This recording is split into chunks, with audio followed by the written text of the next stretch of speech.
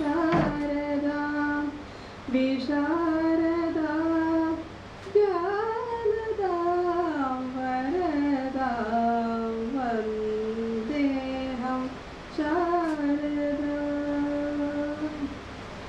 शुद्ध शब्द स्वरूपिणी सत्य हृदय निवासिनी शुद्ध शब्द स्वरूपिणी सत्य हृदय निवासिनी स्वप्रकाश रूपिणी स्वप्रकाश रूपिणी वन्देऽहं शारदा विशारदा ज्ञानदा वरदा वन्देऽहं शारदा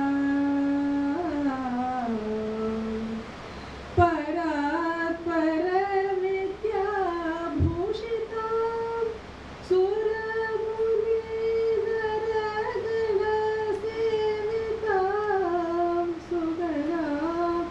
सुगतां सुस्वरवाद्यगिरतां वन्देऽहं शारदा विशारदा ज्ञानदा वरदा वन्देऽहं शारदा वन्देऽहं शारदा वन्देऽहं शारदा।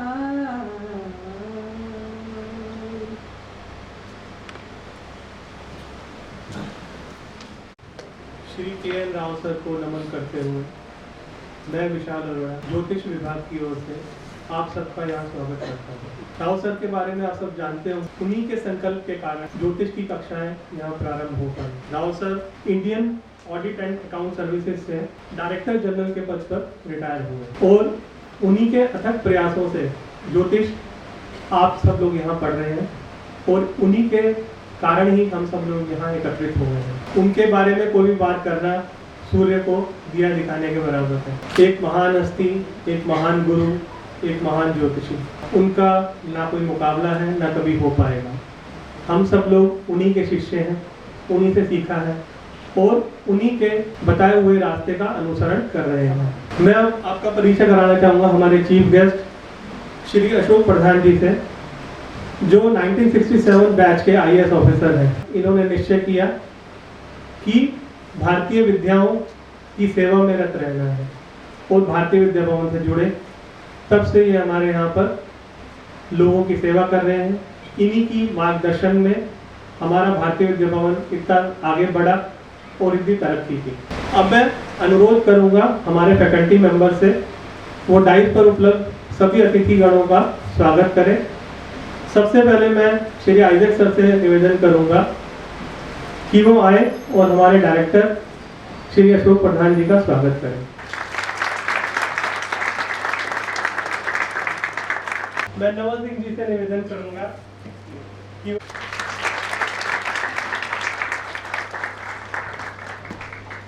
जी आए और हमारी फैकल्टी हेड मैं श्री रमेश जी से निवेदन। पहले मैं मंच में बैठे हुए हमारे मुख्य अतिथिगण का परिचय करा देता हूँ। श्री अशोक प्रधान जी 1967 बैच के IAS, former secretary to government of India. सन 2008 में उन्होंने एडवाइज़र के तौर पर भारतीय विद्या भवन ज्वाइन किया और 2011 से वो एज डायरेक्टर भारतीय विद्या भवन दिल्ली के कार्यरत हैं। हम आपका स्वागत करते हैं सर।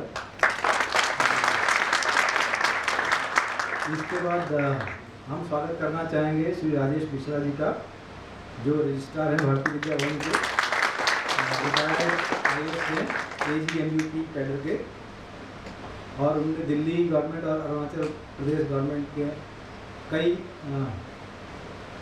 प्रकार से सेवाएं अपनी प्रदान की हैं। पिछले 3 साल से वो भारतीय विद्या भवन दिल्ली केंद्र में रजिस्ट्रार के पद पर कार्यरत हैं। स्वागत करते हैं श्री दिलीप पाटकर जी का, जो 2001 से भारतीय विद्या भवन में हैं एज हेड ऑफ भवन डिपार्टमेंट ऑफ टीम स्टडी, और 2020 से वो एज प्रिंसिपल भवन एसपी कॉलेज भी काम कर रहे हैं। तो स्वागत है सर। इसके अलावा मंचासीन जितने भी हमारे साथी हैं, हमारे कंट्रोलर अध्ययन श्री कर्नल सिंह जी, हमारे कोर कमेटी के अध्यक्ष convener Shri Deepak Visaria ji, time table committee के कन्वीनर श्री अनिल सिंह जी, और हमारे senior most faculty Shri Shivraj Sharma ji, इनका भी हम स्वागत करते हैं। मैं स्वागत करता हूं अपने सभी साथियों का, जिनकी वजह से संस्था एक अच्छी संस्था के तौर पर कार्यरत है। किसी भी शिक्षण संस्थान की सफलता के लिए वहाँ के अध्यापक और वहाँ के विद्यार्थी सबसे महत्वपूर्ण होते हैं। तो सभी अपने साथियों का स्वागत है जिन्होंने इस विद्या को आगे बढ़ाने में मदद की है, और हम सभी राव सर के स्टूडेंट रहे हैं, उन्होंने ही हमको तराशा है और उन्हीं का सीखा हुआ हम यहाँ पर सिखाते हैं। सबसे प्रमुख तौर पर आज स्वागत के पात्र हैं हमारे नए विद्यार्थी, जिन्होंने आज भारतीय विद्या भवन ज्वाइन किया है। तो हम उनका स्वागत करेंगे। जो नई फैकल्टी ने ज्वाइन किया है, एक तो हम उन्हें शुभकामना देते हैं कि उनके लिए विद्या हितकारी सिद्ध हो, वो अपना और समाज का इससे हित करें। दूसरा, कुछ चीज़ें आपको ध्यान में रखनी पड़ेगी या रखनी चाहिए। पहला तो है ये वीकेंड कोर्स है, तो 2 दिन आपको पढ़ाया जाएगा और 5 दिन आपको छोड़ दिया जाएगा। उस 5 दिन का प्रयोग आप इस विद्या को भूलने के लिए भी कर सकते हैं, 2 दिन का पढ़ाया हुआ, और 2 दिन के पढ़ाई का अभ्यास भी कर सकते हैं। तो अभ्यास जरूरी है। जो भी 2 दिन पढ़ाया जाए उसका बचे हुए 5 दिन में आपने रिवीजन या अभ्यास करना है। एक ये चीज़ ध्यान में रखनी है। दूसरा है, राव सर बताते थे कि ज्योतिषी बनने के लिए 3 गुण आवश्यक हैं। उन्होंने सारी क्वालिटीज़ को 3 कैटेगरीज में डिवाइड किया। एक का टेक्निकल एक्सीलेंस, आपको एस्ट्रोलॉजी की टेक्निक्स आनी चाहिए, तो वो आपको यहाँ पर मिलेगा। यहाँ से आप टेक्निकल एक्सीलेंस सीख सकते हो। दूसरी चीज़ चाहिए इंटेलेक्चुअल एक्सीलेंस, आपका आईक्यू। तो आईक्यू तो जिसका जैसा है वैसा ही रहेगा। जिसमें आईक्यू के मामले में थोड़ा कमी है, वो अभ्यास से उसको सुधार सकता है, क्योंकि आईक्यू बचपन से ही एक छोटी उम्र में ही तय हो जाता है, उसके बाद उसमें बहुत ज़्यादा चेंजेस नहीं आते। आईक्यू डिफरेंट हो सकता है, लेकिन जिन्हें समझने में दिक्कत है वो उसे अभ्यास से ठीक कर सकते हैं। करत करत अभ्यास के जन्मति हो सुजान, ये कहा गया है। तो इंटेलेक्चुअल एक्सीलेंस चाहिए। और सबसे ज़रूरी जो आपको खुद डेवलप करनी है, वो तीसरी क्वालिटी है, वो है मॉरल एक्सीलेंस। क्योंकि मॉरल एक्सीलेंस के बिना ये विद्या आपको फलित नहीं होगी। ये महाभारत में कहीं आता है कि जो अहिंसक है, मतलब हिंसा नहीं करता प्राणियों की, मन कर्म वचन से, जो जिसकी इंद्रियां अपने वश में हैं, जिसका धन धर्म मार्ग से अर्जित है, और जो सदा शास्त्रोक्त नियम और सदाचार का पालन करता है, उसके ऊपर ग्रहों का अनुग्रह सदा बना रहता है। अहिंसकस्य दानतस्य धर्मार्जित धनस्य च सर्वदा नियमस्तस्य सदा सानुग्रहा ग्रहा। तो आपको ये मॉरल एक्सीलेंस भी डेवलप करनी है। तो टेक्निकल एक्सीलेंस आपको यहाँ मिलेगी। इंटेलेक्चुअल एक्सीलेंस जो है, जो कमी है, वो अभ्यास से पूरी होगी, और मॉरल एक्सीलेंस आपको डेवलप करनी पड़ेगी। तो ये 3 चीज़ें आपके पास होंगी तो आप इस विद्या में तरक्की कर सकते हैं। फिर शुरू में हम ये भी कहते हैं कि आप गणित जो है मैनुअली करिए, शुरू के 1-2 साल। सॉफ्टवेयर बाद में यूज़ करिए, क्योंकि कोई भी सॉफ्टवेयर ऐसा नहीं है जो पूरी गणना को सही तरीके से देता हो। फिर हर सॉफ्टवेयर की सेटिंग्स होती हैं, कि आपने अष्टक वर्ग वराहमिहिर का लेना है, पराशर का लेना है, आपने अयनांश कौन सा लेना है, आपने राहु केतु मीन लेने हैं, ट्रू लेने हैं। तो जब तक इन चीज़ों को खुद करके नहीं समझोगे तब तक आप सॉफ्टवेयर भी यूज़ नहीं कर सकते, फिर आपको सॉफ्टवेयर यूज़ करेगा। आमतौर पे क्या होता है, ज़्यादातर स्टूडेंट्स के हमने देखा है रिसर्च क्लासेस में भी, उनके सॉफ्टवेयर की सेटिंग ठीक नहीं होती, तो सॉफ्टवेयर उनको इस्तेमाल करता है, वो कोई और ही दशा दिखाता है, कोई और ही किस्म के चीज़ें दिखाता है। तो इसलिए शुरू के 2-3 साल गणित जो है वो मैनुअल करने का फ़ायदा रहेगा। तो ये कुछ बातें हैं जिनको आप प्रयोग करके इसको जल्दी सीख सकते हैं और अच्छी तरह से सीख सकते हैं। आपने इतने ध्यान से सुना, उसके लिए बहुत बहुत धन्यवाद। अब मैं निवेदन करूँगा श्री शिवराज शर्मा जी से कि स्टेज पर आए और दूसरा आदरणीय अशोक प्रधान जी, डायरेक्टर भारतीय विद्या भवन दिल्ली केंद्र, श्री दिलीप भटकर जी, प्रिंसिपल भारतीय विद्या भवन, राजेश मिश्रा जी, रजिस्ट्रार भारतीय विद्या भवन, कोर कमेटी के हमारे सदस्य करनाल सिंह जी, दीपक विसारिया जी, आनंद सिंह जी, के जोशी जी,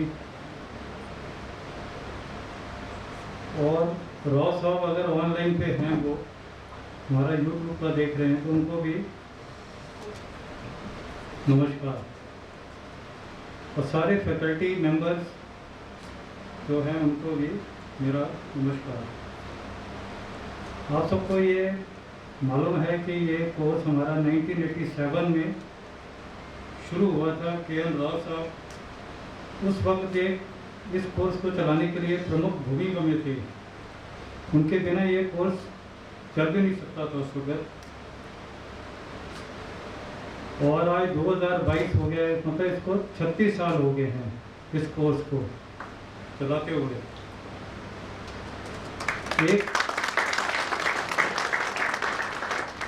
इस कोर्स को सीखने के लिए सभी वर्ग, सभी जाति के लोग आते हैं। इसमें हमारे काफ़ी एजुकेटेड भी हैं, जैसे engineers, doctors, bankers, businessman, bureaucrats, administrator, professor, lecturers, teachers और फॉरेन स्टूडेंट्स भी। के.एल. राव साहब का ही दृष्टिकोण था कि यह कोर्स आगे अपने आप ही चलता रहे, किसी एक कोई एक इसको वन मैन शो ना हो। तो आप देख रहे हैं जो आज ये कोर्स जो 36 साल में है, ये हमारा सबका आपका प्रयास है कि ये 36 साल में प्रवेश किया है। और मेन चीज़ ये है कि इस कोर्स में पढ़ाने के लिए यहीं के विद्यार्थी, यहीं के स्टूडेंट्स आगे जाके पढ़ाते हैं। और हम सब ने राव साहब से ही ये सीखा हुआ है ज्योतिष की।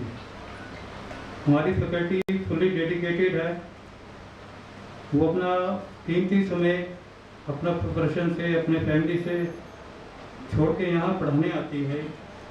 ये भी आपका एक डेडिकेशन है कि ये कोर्स 36 ईयर में प्रवेश किया है।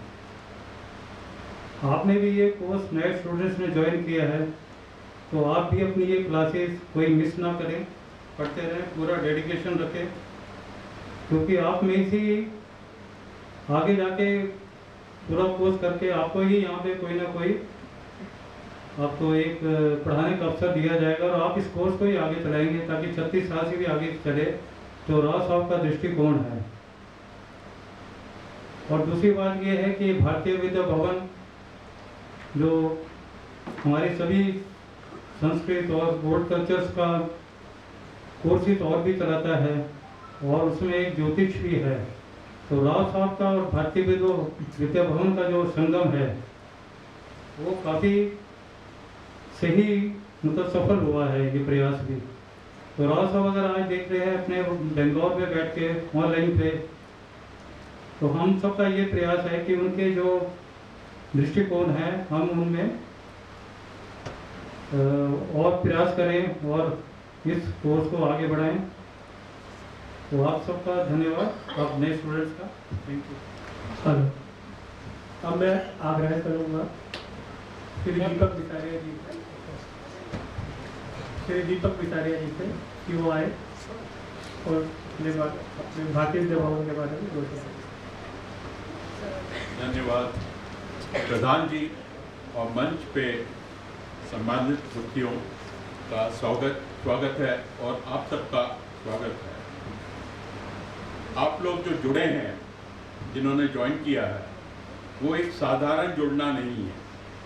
मैं ये मानता हूँ कि आपके जीवन के जर्नी में, लाइफ डेस्टिनी में एक ये बहुत महत्वपूर्ण इंटरसेक्शन है। There are many pathways available. ये अपरा विद्या है, ब्रिज इन बिटवीन परा एंड अपरा विद्या। आप अध्यात्म में जा सकते हैं, आप अपने जीवन को सुधार सकते हैं, बहुत कुछ सकते हैं। तो इसको लाइटली नहीं लीजिए, सीरियसली लीजिए। क्या क्या अपॉर्चुनिटीज हैं। ज्योतिष जो है, पूरा ज्योतिष एक महासागर है। उसको पढ़ने के लिए केवल पढ़ने के लिए आपको 5 जन्म लेने पड़ेंगे, मतलब पढ़ ही नहीं सकते। तो क्या है, जो एक्सपर्टीज है, भारतीय विद्या भवन जहाँ पे लार्जेस्ट वर्ल्ड का स्कूल है, सबसे माना गया स्कूल है, क्यों है? जो एक्सपर्टीज है कि हमने डुबकी लगा के देख लिया है कि महासागर में कहाँ कहाँ रत्न मिलेंगे, वही आपके सिलेबस में लाए हैं। और ये सिलेबस हम रेगुलरली अपडेट करते रहते हैं। अब जितने ग्रह हैं, जितनी राशियां हैं, सबके कारकत्व हैं। जो 5000 पहले हमारे ऋषियों ने लिखे हैं, उससे काफ़ी बदल गए। तो अब हमको जो नया चीज़ें हैं वो अपनानी है। वो कैसे अपनाएंगे? रिसर्च पब्लिकेशन द्वारा। हमारे यहाँ रिसर्च और पब्लिकेशन को बहुत महत्व दिया जाता है। Give a lot of importance to research. Rao sahab के समय से 91 से 6 क्लासेस चल रही हैं, अभी भी चल रही हैं। और जो कलेक्टिव रिसर्च का एक महत्व होता है, नई नई चीज़ें निकालते हैं, पब्लिश करते हैं, वो और कोई नहीं कर रहा है। हमारे यहाँ 1000 स्टूडेंट्स हैं, बाकी और इंस्टीट्यूट में 100 भी नहीं है। क्यों नहीं है? ये कारण है। हम जो पढ़ाते हैं वो क्वालिटी की चीज़ पढ़ाते हैं और बहुत ढंग से पढ़ाते हैं। जितने भी शिक्षक हैं वो राव साहब के ट्रेंड हैं। और राव साहब एक, उनको क्या कहूँ मैं, एक जो इंटेलेक्चुअल लेवल है उनका मैंने देखा नहीं है, बहुत ही ऊंचा है। और हम सब उनसे पढ़े हुए हैं और यही आशा करता हूँ कि आप सब भी ये यूटिलाइज करेंगे और ज्योतिष को आगे बढ़ाएंगे। धन्यवाद। अब मैं श्री नवल सिंह जी से आग्रह करता हूँ कि वो स्टेज पर आए और हमारी फैकल्टी का परिचय दें। हम लोग यहाँ पे पढ़ाने का काम ही नहीं करते। ज्योतिष में जो नए डेवलपमेंट होते हैं इसकी भी जानकारी देते हैं, क्योंकि जो पहले टाइम में जो चीज़ें होती हैं वो समय बदल गया है। उसके हिसाब से किसी चीज़ को बताना उसके अंदर उस विद्या से बहुत मुश्किल हो जाता है। इसलिए हम लोग इसका रिसर्च के द्वारा नई नई चीज़ों की जानकारी भी देते हैं। अब मैं फैकल्टी की जानकारी देता हूँ। Shivraj Sharma ji, head of member of core committee और जर्नल ऑफ एस्ट्रोलॉजी के टेक्निकल और लिटरेरी एडिटर भी हैं। मिस्ट्री ऑफ राहु, राहु ज्योतिष के अंदर सबसे डरने वाला ग्रह होता है राहु, और सबसे पहले राहु की मिस्ट्री को बताना और क्या होता है वो इतना खतरनाक नहीं होता है, वो आपके जीवन में बहुत अच्छी चीज़ें भी लाता है। उसकी सबसे पहले रिसर्च शिवराज शर्मा जी ने की और इसको एक पुस्तक के रूप में प्रकाशित किया। और दूसरा नंबर आता है राहु के बाद में केतु का, उस पर भी बहुत अच्छा कार्य किया। शिवराज शर्मा जी के कोई आर्टिकल नहीं है, वो रिसर्च पेपर है जो बड़ी लगन और मेहनत के साथ में उन्होंने रिसर्च करके, अनुसंधान करके पब्लिश किए और निकाले हैं। और बहुत सारी ऐसी कंट्रोवर्सीज हैं जो एस्ट्रोलॉजी के अंदर हैं, जैसे पिता के लिए 9वां घर है 10वां घर है, उस कंट्रोवर्सी को रिजोल्व इन्होंने ही किया है अपने पेपर से। उसके बाद इन्होंने भारतीय विद्याभवन में 93 में पढ़ाना शुरू किया। उसी साल दूसरे नंबर पे आते हैं विनय गुप्ता जी। शिवराज शर्मा जी के बाद विनय गुप्ता जी फैकल्टी में आए और इनके बारे में राव साहब ने एक शब्द बोला। जब हमारा 25वां साल था, उसमें एक सोवेनियर निकाला था हमने, तो राव साहब ने उसमें भारतीय विद्याभवन की एस्ट्रोलॉजी की हिस्ट्री को लिखा। उसमें बहुत सारे भारतीय विद्याभवन के फैकल्टी मेंबर का जिक्र किया, तो उसमें 4-5 लोगों का जिक्र किया हमने। तो उन्होंने विनय गुप्ता जी के बारे में लिखा था, a very brilliant one among them. और इन्होंने आपको बताया कि जो क्लास में पढ़ाया वो रिसर्च बेस्ड चीज़ें पढ़ाई, और कई बार उनकी किताबों जो क्लास में पढ़ाया उसको कहीं पर किसी जगह पर स्टूडेंट्स ने भी और किसी लोगों ने अपनी किताबों में भी पब्लिश कर दिया। इस तरीके का वो है। और गुप्ता जी की 2 बार कंट्रोलर है और हर एक सब्जेक्ट पे मास्टरी है। कैंसर पर इनका एक पेपर, पूरा रिसर्च पेपर है, और लॉन्जिविटी पे भी पेपर है। E.S. आइजक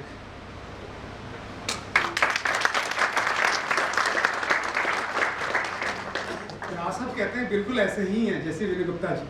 ये मैं राव साहब के शब्द बोल रहा हूँ, जो उन्होंने विनय गुप्ता जी की जो तारीफ की उसके बाद में बोला कि बिल्कुल ऐसे ही हैं। और अपने आदर्श को इन्होंने बरकरार रखा है।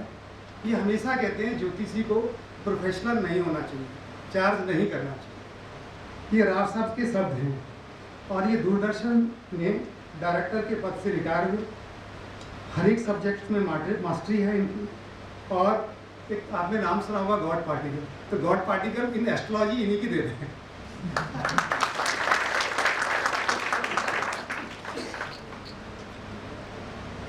के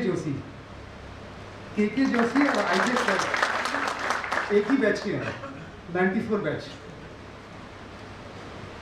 जोशी सर जो हैं दिल्ली यूनिवर्सिटी के अंदर यूनिवर्सिटी टीचर हैं, रिसर्च गाइड हैं और एग्जामिनेशन कमेटी के हेड हैं। इन्होंने मुहूर्त पर सबसे पहली किताब लिखी जो मॉडर्न और क्लासिकल दोनों तरीके के मुहूर्त को दर्शाती है। उसके बाद में एक विद्या है जिसको कोट चक्र बोलते हैं। वो पहले उसको मालूम नहीं था किस चीज़ के लिए वो यूज़ की जाती है, लेकिन जोशी जी ने उसको बताया कि जब कोई भी व्यक्ति बीमारी की अवस्था में होता है या हॉस्पिटलाइजेशन हो जाता है, उसकी जो स्थिति होती है उसको किस तरीके से देखा जाए, उसके बारे में भी उन्होंने एक पुस्तक लिखी है जिसका नाम है कोट चक्र। और जब सोविनर था उसके अंदर एक सिंहासन चक्र होता है, उसके बारे में भी उनका एक बहुत अच्छा रिसर्च पेपर है। और रिसर्च के बहुत अच्छे गाइड हैं और बहुत अच्छी रिसर्च कराई है उन्होंने। CV प्रसाद जी जो जर्नल ऑफ एस्ट्रोलॉजी के सेक्शनल एडिटर हैं हिंदी के, और अष्टक वर्ग पर एक पुस्तक है उसके को ऑथर भी हैं। और मैथमेटिक्स, एस्ट्रोनॉमी और सट बल में उनका भारत है। नलिन जैन वो भी एक बहुत अच्छे टीचर हैं, हमें भी उन्होंने पढ़ाया। और उन्होंने जो हमें पढ़ाया आज भी मेरे पास वो ऐसे ही लिखा हुआ है। जब मैं उनको पढ़ता हूँ उनके नोट्स को, ऐसा लगता है कि शायद वो अभी भी वैसे ही जागृत हैं जैसे उस जमाने में इसी समय 20 साल पहले हुआ करते थे, 20 या 25 साल पहले। Deepak Bisaria sir,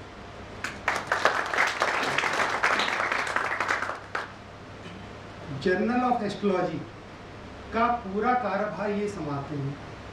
soft spoken, सबकी हेल्प करने के लिए तैयार, बहुत अच्छे ऑर्गेनाइजर हैं। और विदेश के जो कोर्सेज होते हैं उनको भी ऑर्गेनाइज करते हैं।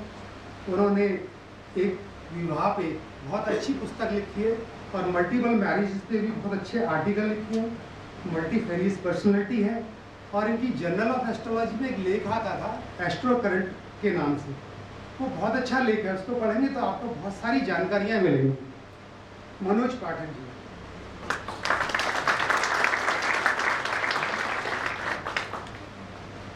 मनोज पाठक जी, राव साहब जब भी विदेश पढ़ाने के लिए गए हमेशा पाठक जी को साथ ले गए।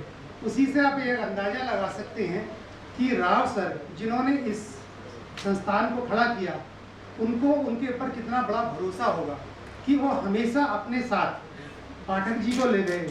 और पाठक जी का ज्योतिष के हर एक सब्जेक्ट पर महारत हासिल है और वो रिसर्च गाइड हैं।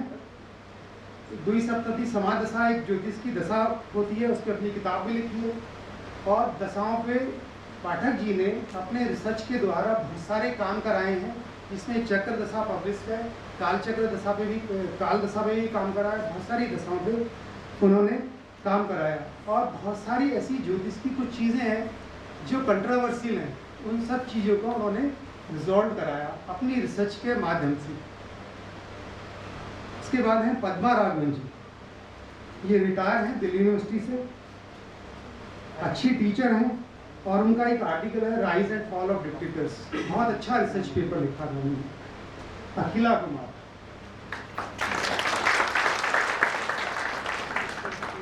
ये जेमिनी एक एस्ट्रोलॉजी की बहुत अच्छी कमांड है अखिला जी की, उन्होंने इस पर एक पुस्तक भी लिखी है स्थिर दशा पर, कि जेमिनी की दशा है स्थिर दशा, उस पर बहुत अच्छी पुस्तक लिखी है और रिसर्च भी कराती हूँ और बड़ी अच्छी कमांड है इनकी। गढ़वाल जी,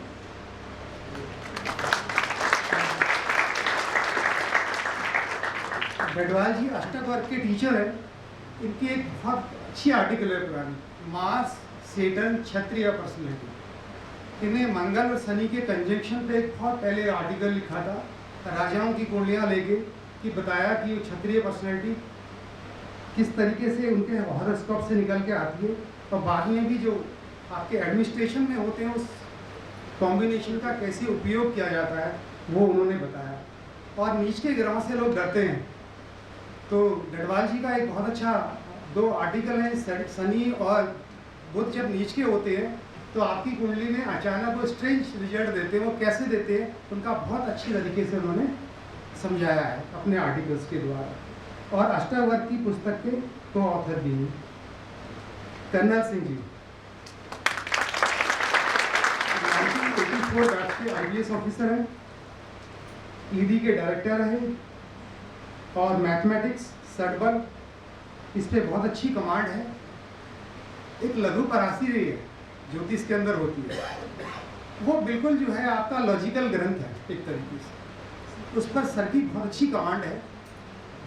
और उसको अगर व्यक्ति ढंग से पढ़ लेता है तो ज्योतिष में इतना रट्टा लगाने की जरूरत नहीं पड़ती है। आप अपनी कुंडली का, किसी भी कुंडली का एक वैज्ञानिक तरीके से उसका विश्लेषण कर सकते हैं, तो उस पर सर की बहुत अच्छी कमांड है। और हेड ऑफ कन्वोकेशन के कमेटी के मेंबर है, तो चेयरमैन है। और दूसरा ये जो अभी एग्जामिनेशन हुआ है आपका, उसको बहुत ही अच्छे तरीके से उन्होंने बिल्कुल अच्छे तरीके से निपटाया है और आपको जो रिजल्ट मिलेगा वो उन्हीं की मेहनत का देन है।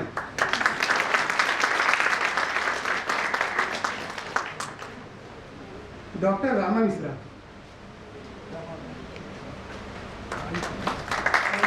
दिल्ली यूनिवर्सिटी से रिटायर्ड हैं प्रोफेसर,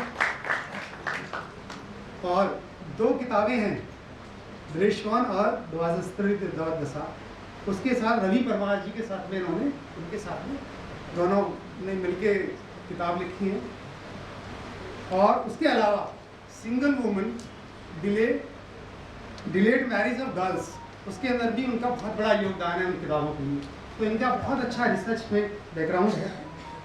शालिनी दशमाना बहुत ही टैलेंटेड एस्ट्रोलॉजी की टीचर है, बहुत शार्प माइंड है और सब जगह अपना हेल्प करने के लिए तैयार है। अभी हम सिलेबस के बारे में कुछ कर रहे थे, उनका बहुत अच्छा योगदान रहा, बहुत मेहनत से उन्होंने काफ़ी चीज़ें हमें बताई। जब कोई बच्चा बीमार होता है बचपन में, उसको देखने के लिए, उसकी जानकारी पाने के लिए, वो कैसे ठीक होगा, कब ठीक होगा, तो एक पहले टेक्निक होती थी जिसको बोलते थे पताकी रिस्ट चेक।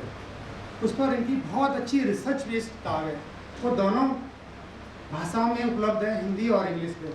बहुत ही अच्छा एक्स्ट्रा ऑर्डिनरी रिसर्च वर्क है, वो रेयर होता है ऐसा वर्क। और सिलेबस कमेटी की मेंबर है। रवि कुमार, आप इनके सब जानते हैं, बहुत टैलेंटेड आदमी, ठीक है। और भारत सरकार के उच्च पद अधिकारी रहे, वहाँ से रिटायर हुए, इंजीनियरिंग सर्विस के बैकग्राउंड के हैं, ठीक है। और रामा मिश्रा के साथ में, मैडम के साथ में 2 किताबें इन्होंने ऑथर की हैं और बहुत सारे आर्टिकल लिखे हैं अनगिनत, ठीक है। और प्रेडिक्ट, एस्ट्रोलॉजी, सेट वर्क, अष्टक वर्क, इनमें सब में इनका महारत हासिल है इनको।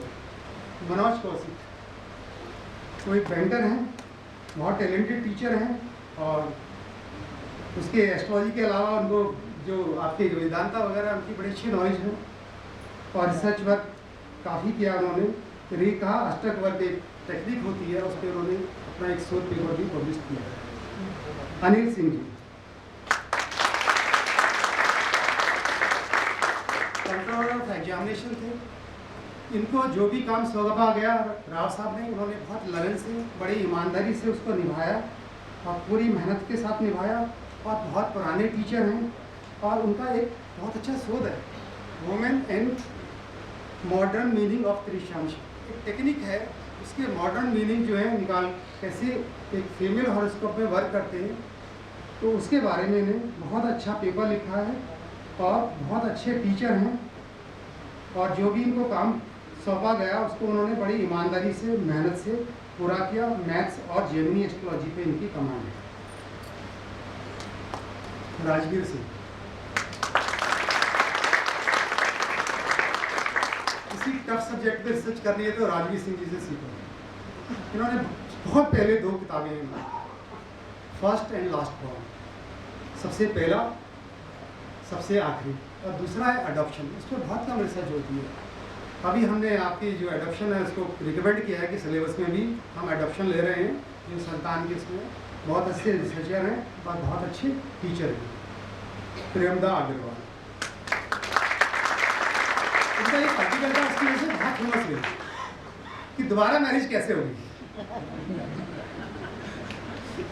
रीमैरिज वाला एक आर्टिकल था, बहुत फेमस आर्टिकल हुआ। इनकी एक बुक भी है जो बिगनर्स के लिए है और प्रेडिक्टिव एस्ट्रोलॉजी पे बिगनर्स के लिए किताब लिखी है इन्होंने, ठीक है। और बहुत अच्छी टीचर है। राव साहब ने बहुत प्रेज किया है इनको, इनकी प्रेडिक्टिव कैपेबिलिटी बहुत अच्छी है। विशाल अरोड़ा जी, इनको सब जानते हैं, 10 साल से टाइम टेबल बना रहे हैं। इतनी मेहनत है और जिस भी प्रोग्राम में देखेंगे पूरी मेहनत, पूरी लगन के साथ, फुल डेडिकेशन के साथ में करते हैं। वैसे भी पढ़ाते भी वैसे ही हैं, ठीक है।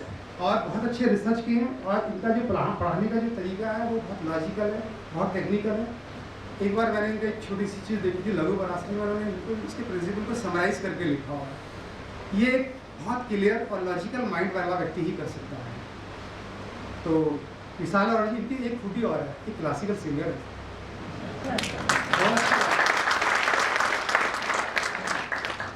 मनोहर दास, ये बहुत अच्छे टीचर हैं, सभी सब्जेक्ट को पढ़ा लेते हैं। कैप्टन विजय, पहले हमें कर्नल अवार्ड याद आती थी, आर्मी ऑफिसर थे, अभी कैप्टन विजय हैं। इनकी अपने हर एक सब्जेक्ट पे बहुत अच्छी कमांड है, पूरा डिसिप्लिन है और इन्होंने मंडेन एस्ट्रोलॉजी में बहुत काम किया है।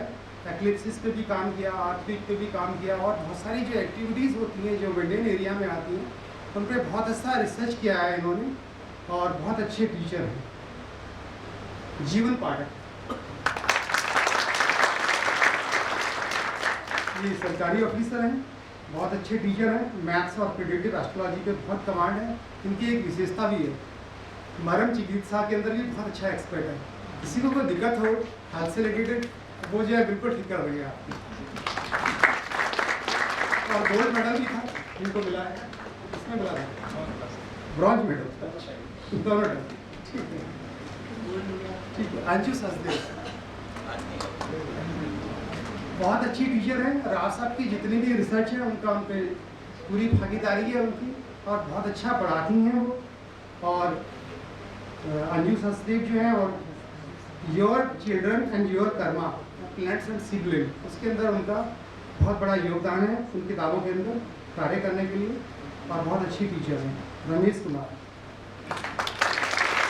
ये सरकारी ऑफिसर हैं, उस पद से रिटायर्ड हुए हैं और बिल्कुल कंटिन्यूस जो है इनके आर्टिकल्स आते हैं, कभी स्टॉप नहीं हुआ। हमने देखा इनका कोई ना कोई लेख जो है इनका जर्नल ऑफ एस्ट्रोलॉजी में छपता रहता है। और सटवर मैथ्स और दशा के बहुत अच्छे टीचर हैं और रेगुलर आर्टिकल्स जो आपके कंट्रीब्यूट करते हैं। ये देखिए, एक टीचर, अच्छे टीचर, अच्छे रिसर्चर की निशानी होती है और रेगुलर कुछ ना कुछ खोजता ही रहता है पढ़ाने के लिए। ठीक है, इसमें जैसे रमेश जी एक हैं, मनीष मलिक, बहुत अच्छे टीचर हैं, बहुत अच्छे रिसर्चर हैं। और हमारी जो बुक्स हैं उनके अंदर में भी सफल भविष्यवाणी है, सक्सेसफुल प्रेडिक्शन है, उनमें इनका योगदान रहा। उन्होंने अच्छे आर्टिकल्स उसमें दिए। Wing commander Ajay Sharma, retired wing commander Ajay Sharma बहुत मेहनती हैं। जेमिनी एस्ट्रोलॉजी में बहुत काम किया और जेमिनी में एक टेक्निक होती है त्रिशंसा, उस पर भी बहुत अच्छा काम किया। बहुत बढ़िया टीचर हैं और बहुत लगन के साथ पढ़ाते हैं और रिसर्च उन्होंने रेगुलर करते हुए आए। पम्मी बर्थ बहुत अच्छी टीचर हैं, बिल्कुल लगन के साथ, ईमानदारी के साथ पढ़ाना और लॉजिकल पढ़ाना। और उनकी प्रिडिक्टिव एस्ट्रोलॉजी पे, दशा पे और जनरल एस्ट्रोलॉजी पे बहुत अच्छी कमांड है, बहुत अच्छी टीचर है। कविता शर्मा,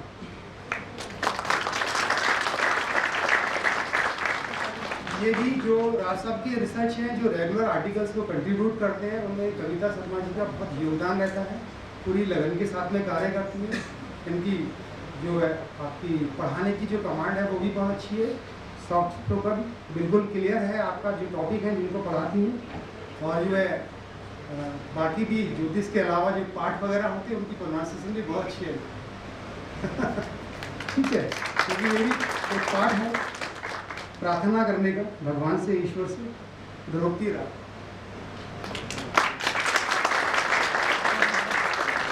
इसी टाइम पर द्रौपदी राय ज्योतिष के अलावा कोई बात ही नहीं करती थी। इतना ज़्यादा लगन, इतनी ज़्यादा जिज्ञासा ज्योतिष को जानने की रेयर होता है, बहुत रेयर होता है।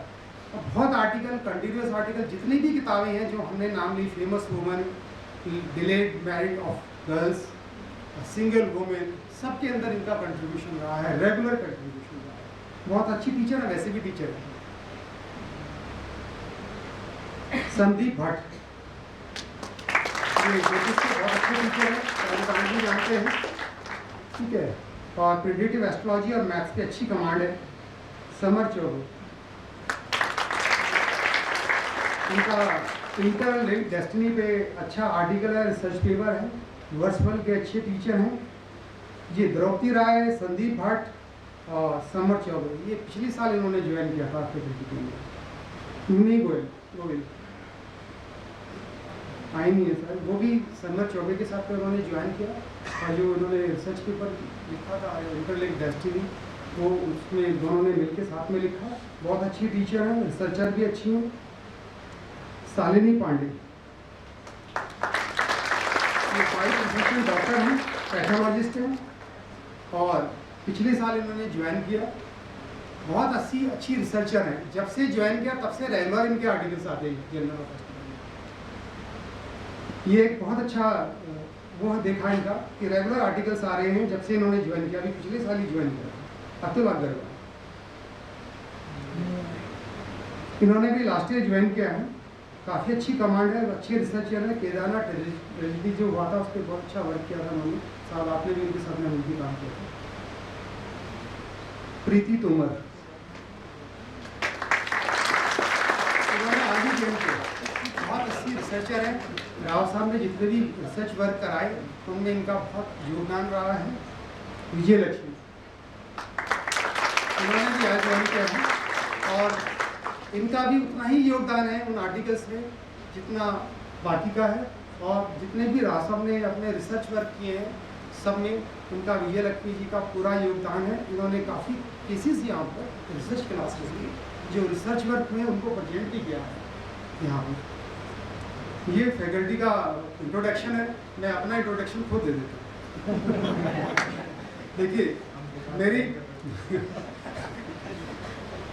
शुरू से मुझे एस्ट्रोलॉजी की बहुत जिज्ञासा है और मैं एक स्कॉलर हूँ, एक सर्चर हूँ।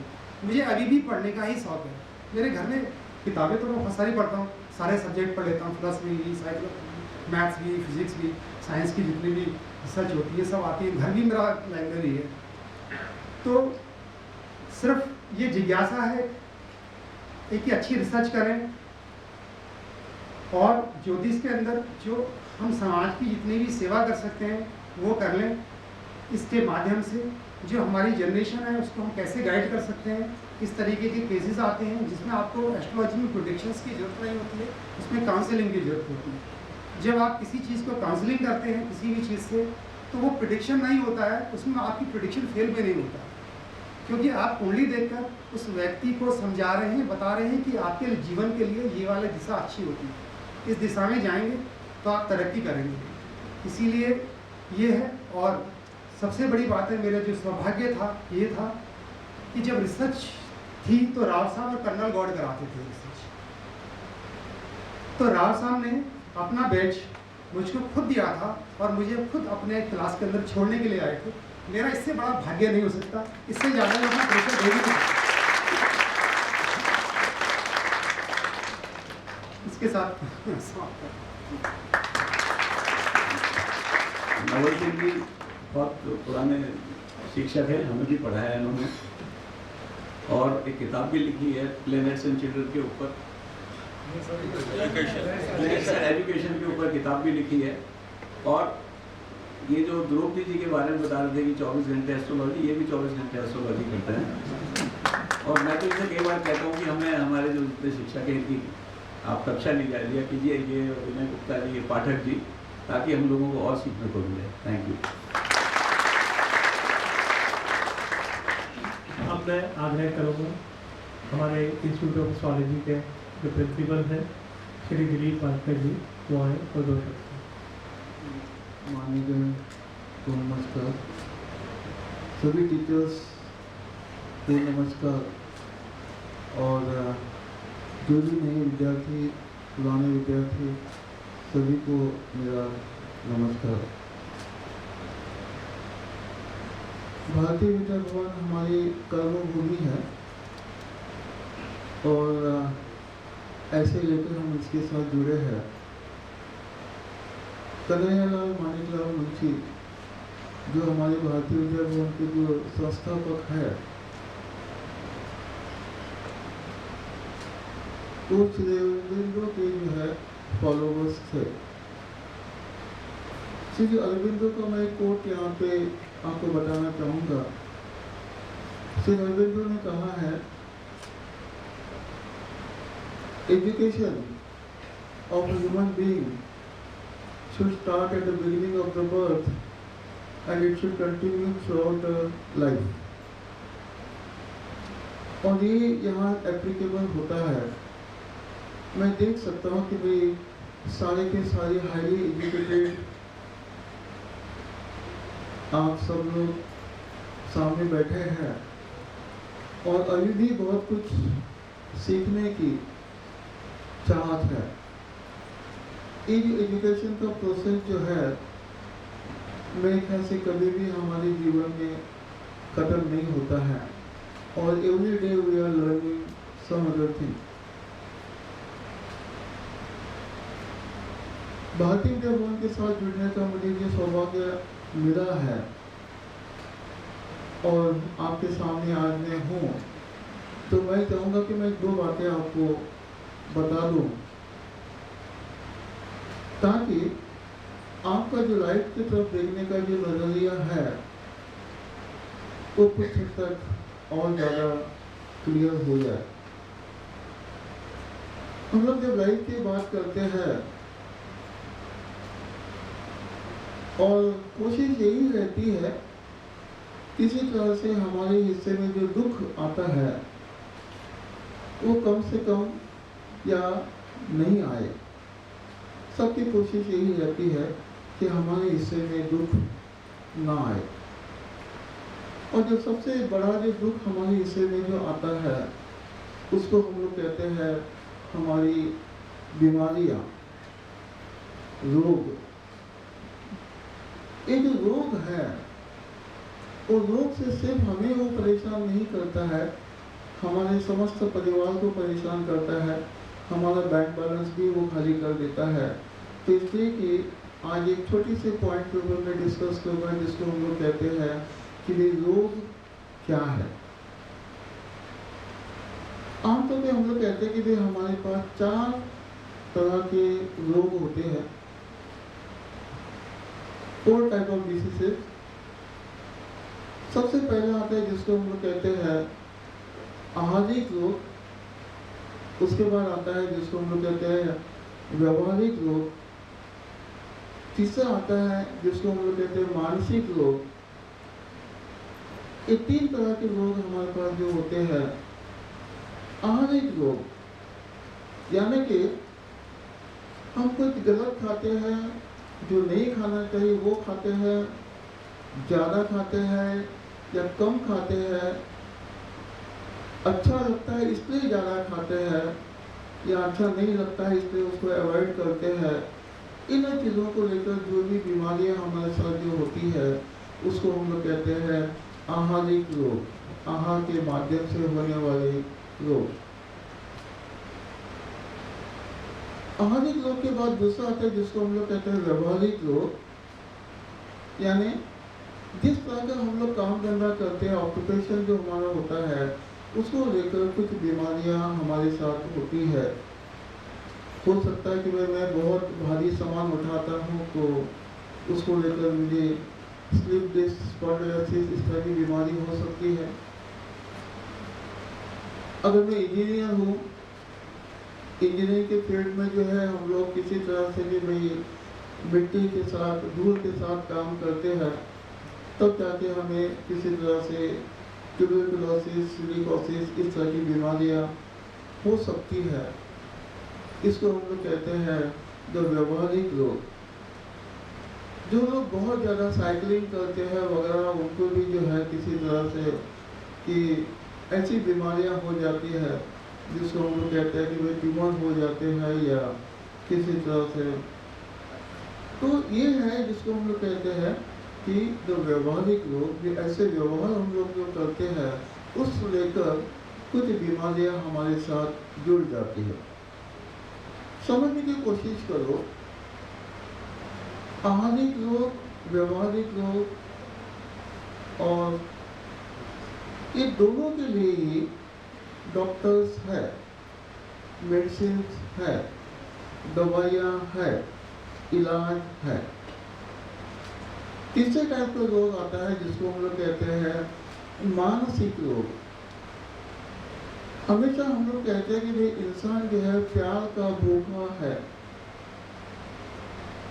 जिसे घर में प्यार नहीं मिलता है, परिवार से प्यार नहीं मिलता है, बीवी बच्चों से प्यार नहीं मिलता है, दोस्तों से प्यार नहीं मिलता है, आस पड़ोस से प्यार नहीं मिलता है, समाज से प्यार नहीं मिलता है, ऐसा इंसान जो है मानसिक रोगी बन जाता है। और ऐसे मानसिक रोगी के लिए भी दवाइयाँ हैं, डॉक्टर्स हैं, इलाज है। चौथा टाइप का रोग आता है जिसको हम लोग कहते हैं कर्म रोग। हम लोग ऐसे कुछ पाप कर्म करते हैं, उन पाप कर्मों को लेकर कुछ बीमारियां हमें पकड़ लेती है,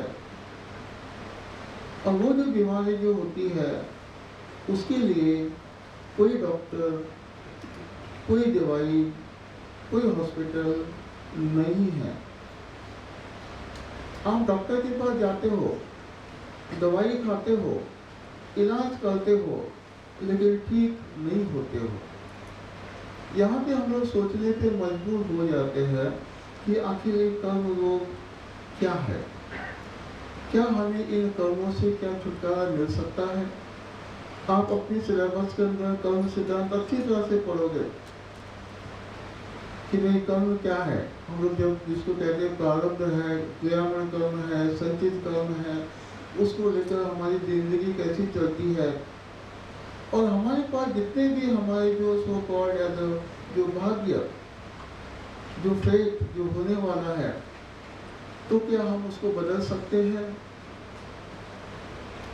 एस्ट्रोलॉजी कहते हैं कि भाई बदल सकते हैं, लेकिन वे आध्यात्मिक अगर हम लोग ज्ञान की अगर बात करते हैं तो हम लोग हमारे कर्मों को या कर्म फल को बदल नहीं सकते हैं। जो पाप आपने किए हैं उसके लिए कोई भी इलाज नहीं है। आप जितने मर्जी यात्राएं करो, जितने मर्जी भगवान के दर्शन करो, जितने मर्जी आप कर्म कांड करो, उन बीमारियों से आपको मुक्ति नहीं मिलती है। Now coming to the point, because इस तरह की जो चीज़ें जो है जो हमारी लाइफ के साथ जुड़ी हुई है, ऐसे कई सारे सवाल हमारे दिमाग में आते हैं और हम लोग यहाँ आकर इस तरह का ज्ञान लेने की कोशिश करते हैं। भारतीय विद्या भवन इसी के लिए जाना जाता है। अपार्ट फ्रॉम जो हम लोग रेगुलर एजुकेशन भी यहाँ पे जो प्रोवाइड करते हैं, लेकिन इसके अलावा जो नॉलेज, जो शास्त्र हमारी ज़िंदगी के साथ जो जुड़ा हुआ है, इसके ऊपर कई सारे कोर्सेज हम लोग यहाँ पे करते हैं। जैसे हम लोग यहाँ पे योगा का क्लासेस चलते हैं, वास्तु की क्लासेस चलते हैं, नेचुरोपैथी की क्लासेस चलते हैं, एस्ट्रोलॉजी के क्लासेस के साथ साथ और बहुत सी ऐसी क्लासेस चलते हैं कि जो आपके ज़िंदगी के सवालों के जवाब आपको मिल सकते हैं। जब आप भारतीय विद्या भवन के साथ जुड़ी गए हो, कोशिश करें यहाँ से ज़्यादा नॉलेज आप साथ में लेके जाए। नॉट नेसेसरी कि भाई आपको सिर्फ एस्ट्रोलॉजी तक ही अपने आप को मर्यादित रखना है। इसके अलावा भी यहाँ पर जितने भी यहाँ पे जो कोर्सेज होते हैं उसके अंदर भी आप पार्ट ले सकते हैं और अपनी ज़िंदगी को जो है और ज़्यादा कामयाब, मुकम्मल और सक्सेसफुल कर सकते हैं। एनीवे, मेरी तरफ से आप सभी लोगों को शुभकामना, आप सभी लोगों का स्वागत और at the same time best of luck to all of you. Thank you very much.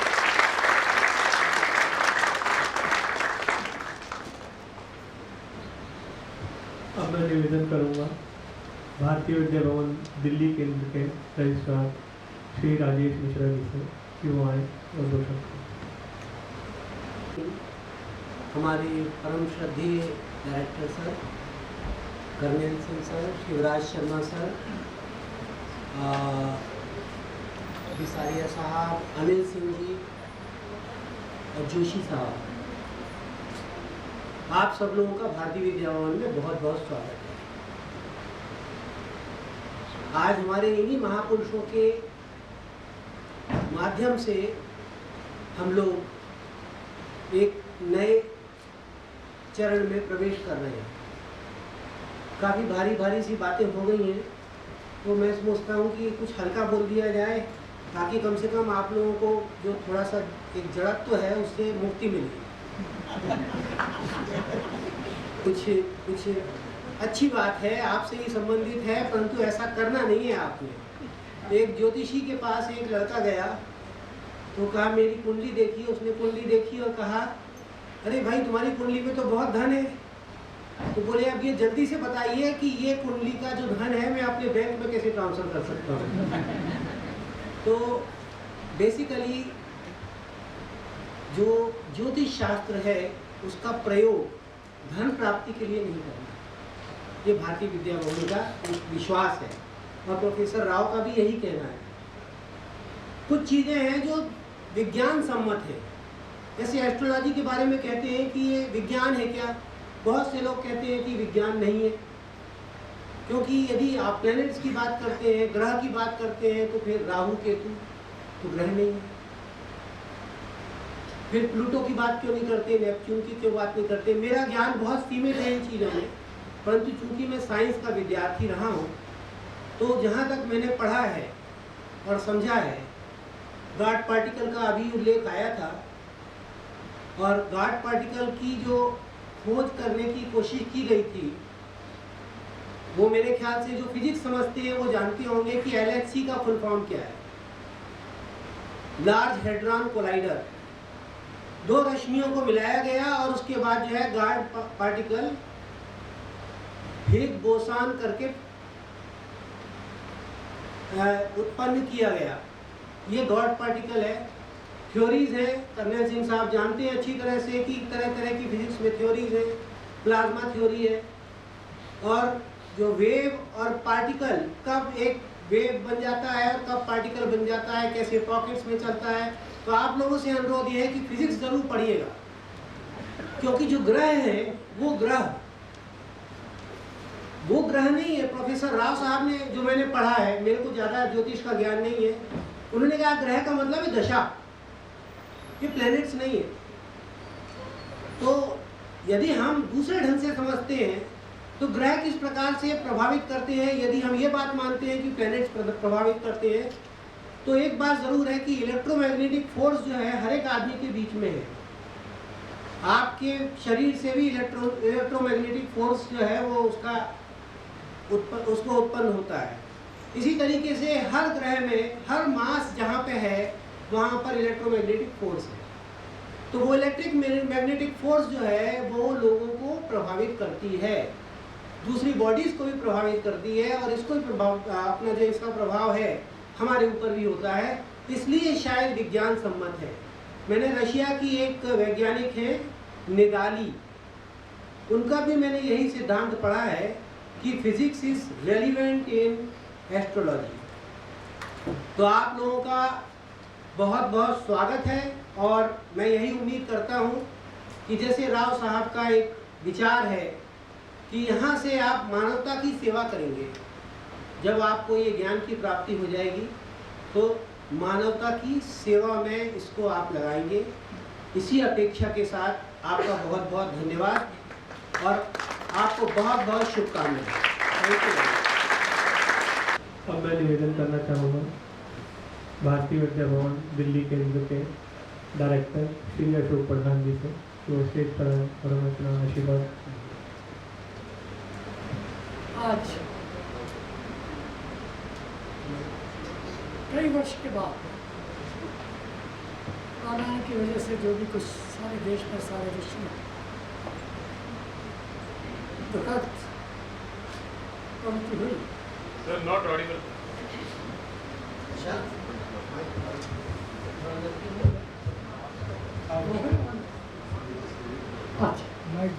Sorry, क्षमा कीजिएगा।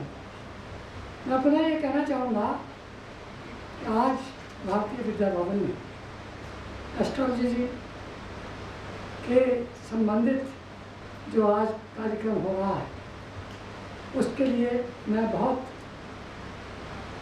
प्रसन्न हूँ, क्योंकि कई वर्षों के बाद आज आप सब लोगों का यहाँ पर स्वागत करने का मुझे मौका मिला है।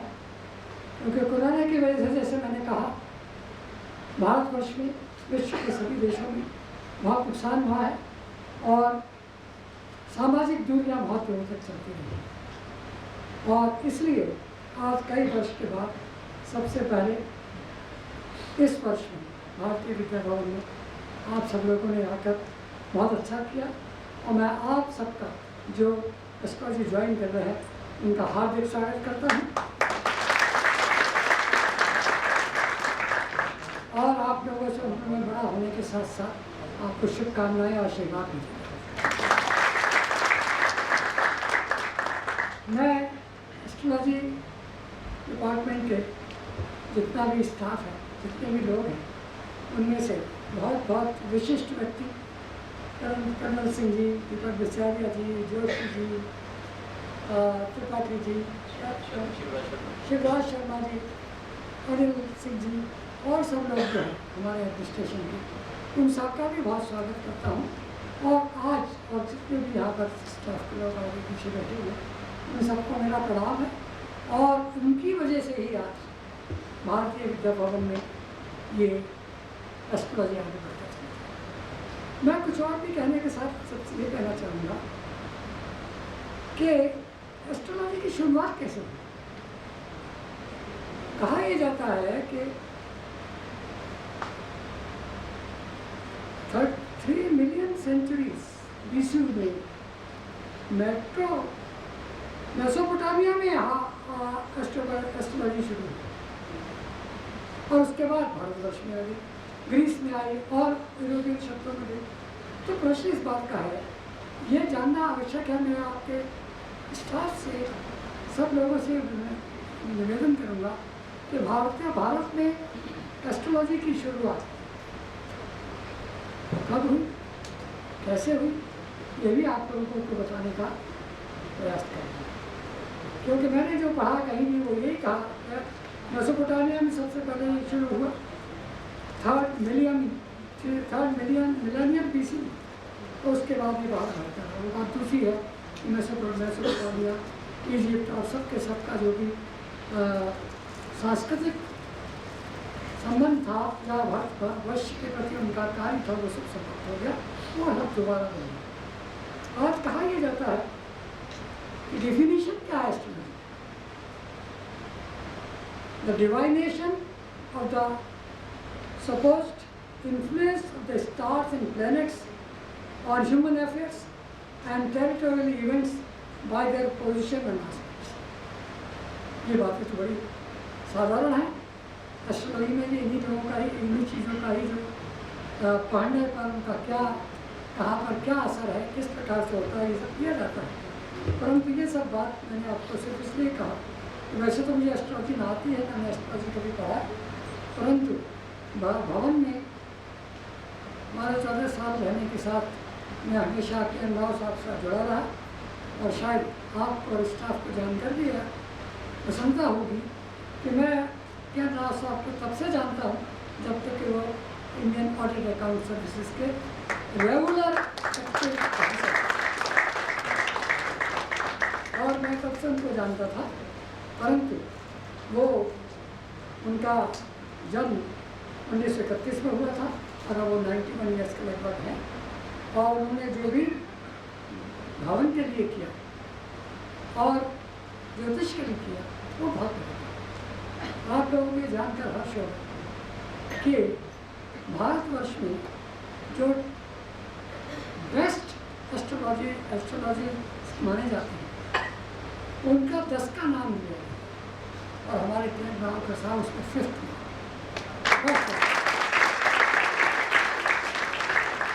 तो इस प्रकार के महान व्यक्ति का भारत से जुड़ना और 1979-90 में इसका शुरू करना, और जैसा कि पहले कहा गया सारे स्टाफ जो एस्ट्रोलॉजी पढ़ाते हैं तो उन्हीं के स्टूडेंट्स रहे, उन्हीं से मैंने सीखा, और वो आज इस बात को आगे बढ़ाने का पूरा प्रयास कर रहे हैं सेवा भाव के साथ। इसलिए मैं उन सबका प्रति आभारी हूँ, भारतीय विद्या की ओर से।